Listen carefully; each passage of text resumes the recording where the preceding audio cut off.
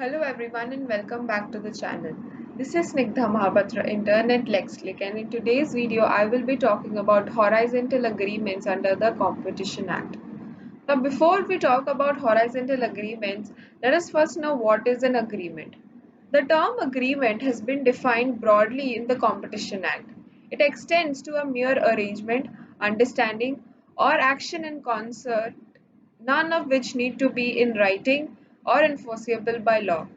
Section 3, subsection 1 of the Competition Act lays down that no enterprise or association of enterprises or person or association of persons shall enter into any agreement in respect of production, supply, distribution, storage, acquisition, or control of goods or provisions of services, which causes or is likely to cause an appreciable adverse effect on competition within India.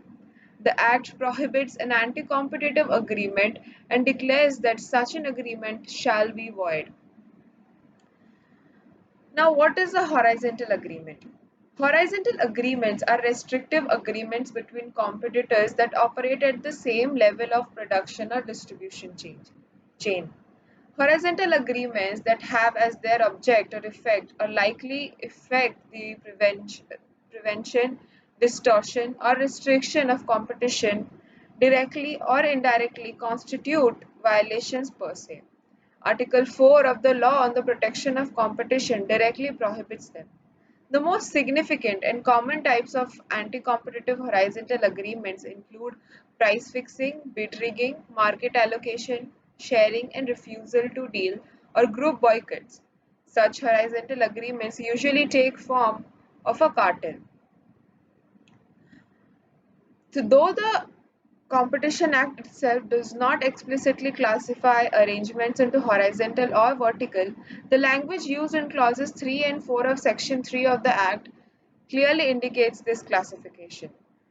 Section 3 subsection 3 of the Competition Act deals with horizontal agreements as it covers the agreements between entities engaged in identical or similar trade of goods or provision of services.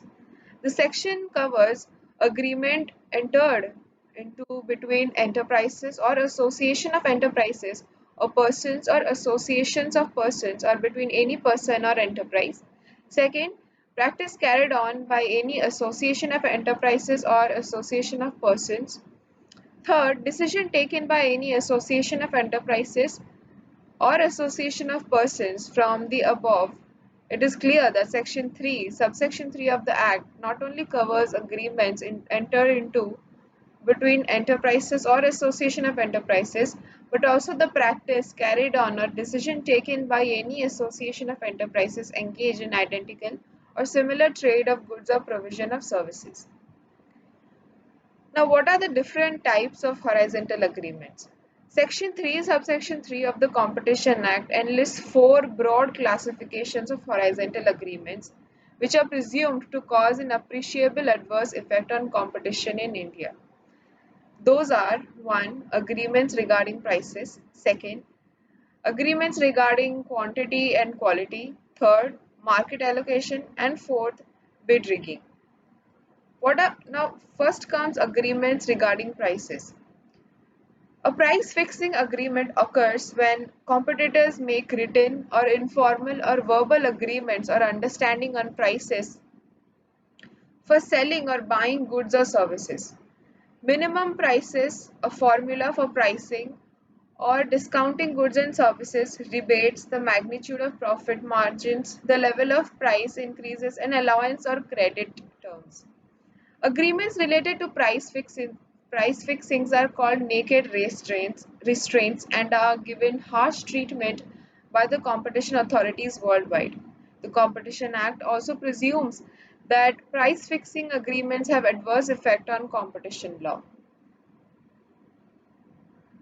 Now comes market allocation. Market sharing or market allocation is where competitors agree to divide up markets between themselves. This could be by allocating customers, products, or geographic regions to each other. Market allocating agreements are considered as one of the most restrictive anti competitive practices as they do not leave any room for competition in the relevant market and are considered per se illegal in most jurisdictions. Section 3, subsection 3C enlists horizontal agreements which are aimed at sharing the market or resource of production or provision of services by way of allocation of geographical area of market or type of goods or services or number of customers in the market or any other similar way. Now, what is bid rigging? The Act provides a definition for bid rigging and it covers agreements having effect or eliminating or reducing competition for bids or adversely affecting or manipulating the process for bidding. Bid rigging can cause serious economic harm as it increases prices, artificially lowers quality, and leads to loss of taxpayers' money. There can be various ways by which bids can be rigged. The bid rigging and collusive bidding is done to support the cartel member that has been designated to win the tender bid. Thus, other cartel members may refrain from bidding, withdraw their bid, or submit bids at higher prices or unacceptable terms. Now, last but not the least comes agreements regarding quantity and quality. Output or production restriction can be exercised in various ways, including limiting or controlling production, supply markets, technical development, investment, or provision of services.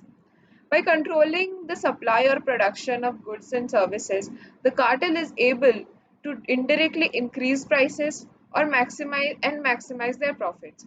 In Builders Association of India versus Cement Manufacturers case, CCI directed the cement manufacturers to cease and desist from indulging in activities relating to agreement, understanding, or arrangement of prices, production, and supply of cement in the market.